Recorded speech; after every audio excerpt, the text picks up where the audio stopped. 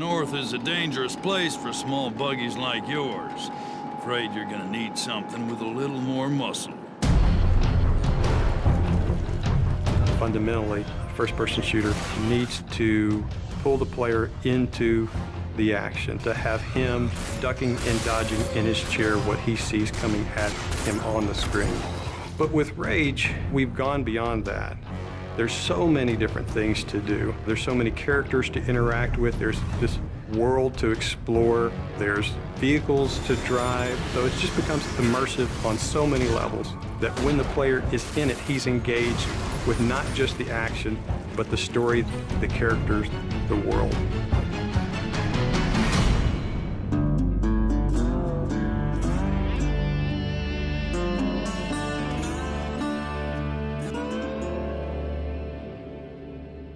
The Wasteland in Rage is kind of like a plate that the rest of the game sits on. As you travel around, you'll discover that there's these entrances to bandit hideouts and mutant caves and old sewers and things.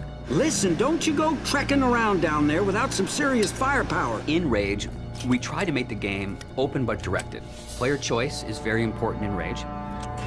The Wasteland is more than just a setting for the story. It's its own gameplay level, for lack of a better word. It's the thing that stitches the story and it stitches the action all together. We want you to follow this action movie experience, but we allow you some freedoms to kind of explore different things. Each of the missions does kind of surround the story. For instance, we have an electrobolt for the crossbow weapon. Electricity, water, that makes sense. Well, Wellspring sits on top of a well. So the obvious gameplay thing is here, okay, you shoot the electrobolt in the water. It electrifies anybody that's in the water and they die. As you travel through the Wasteland, you meet very interesting, very over-the-top characters. Great! Muy bueno! We are simpático, eh? And we feel that creating memorable characters that offer you memorable missions really kind of helps drive the whole experience forward. The interactions that the player will have with these characters should hit something in the emotional nerve of the player. So we've gone that extra distance to make key characters really feel alive.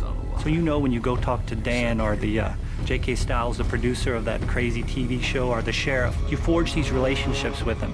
And they give you lots of bits of the story, but you live through the rest of those elements. We felt that crafting interesting people made everything fit together. I know you got questions, but we gotta get moving. You're driving across these landscapes and you're going visit people here and they're giving you jobs to do. So I hear you have a message from our friend Dan. Let's have it then. One of the things that we discovered with Rage is when people saw us drive around shooting other cars, they immediately said, I want to do that in multiplayer. So we've taken the best parts of the vehicle combat from the single-player experience and added a really fun, intuitive multiplayer experience with it.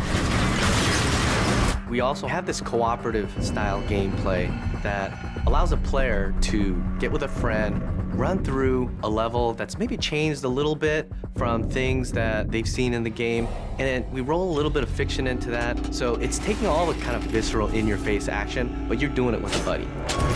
We really have the best of both. We have great co-op missions and some great vehicle multiplayer.